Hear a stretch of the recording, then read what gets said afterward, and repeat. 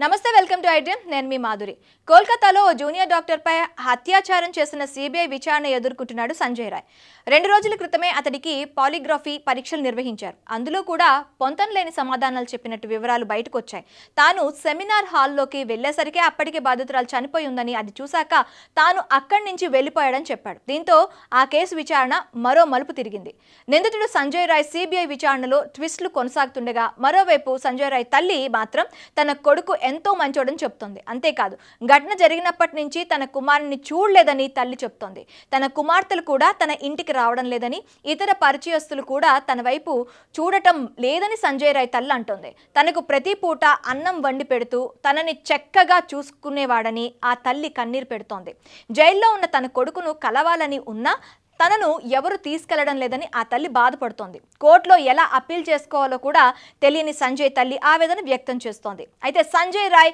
graduation పూర్తి చేసి ఎన్సీసీలోనూ శిక్షణ పొందాడని అతడి తల్లి చెప్పింది సంజయ్ తండ్రి చాలా కఠినంగా క్రమశిక్షణతో ఉండేవాడని ఆయన చనిపోయాకే తన కుటుంబం అంతా తలకిందులైందని ఆమె బాధపడుతోంది తండ్రి చనిపోయాక నేను కూడా కఠినంగా ఉంటే సంజయ్ ఇలా నిందితుడిగా మారేవాడు కాకపోవచ్చని ఆ తల్లి ఆవేదన వ్యక్తం చేస్తోంది వైద్యురాలు దారుణంగా హతమార్చిన సంజయ్ వ్యక్తిగత విషయానికి వస్తే అతడు 4 పెళ్లిళ్ళు చేసుకున్నాడు సంజయ్ ప్రతిరోజు అర్ధరాత్రి తాగిన మత్తులోనే ఇంటికి వచ్చేవాడని ఇరుగు పొరుగు అంటున్నారు అతడి దుష్ప్రవర్తన వల్లే 3 భార్యలు విడిచిపెట్టారని వారు తెలిపారు అయితే అటు తల్లి మాత్రం మొదటి భార్య క్యాన్సర్ తో మరణించడం వల్లే అతడు డిప్రెషన్ లో మద్యానికి బానిసయ్యాడని చెప్తోంది ఆర్జికర్ హాస్పిటల్లో సంజయ్ ఏం చేశావాడో తనకు తెలియదని తల్లి చెప్తోంది తనకు అనుమానం వచ్చేలా అసాధారణంగా ఎన్నడూ ప్రవర్తించలేదట ఈ ఘటన తర్వాత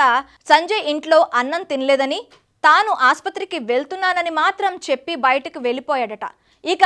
ఆ తర్వాత పోలీసుల ద్వారానే సంజయ్ తల్లికి అసలు విషయం తెలిసింది అయితే ఒకవేళ జైలుకి వెళ్ళి కలిసే అవకాశం వస్తే మాత్రం ఇలా ఎందుకు చేశావో ఖచ్చితంగా అడుగుతానని చెప్తూ సంజయ్ తల్లి ఆవేదన వ్యక్తం చేసింది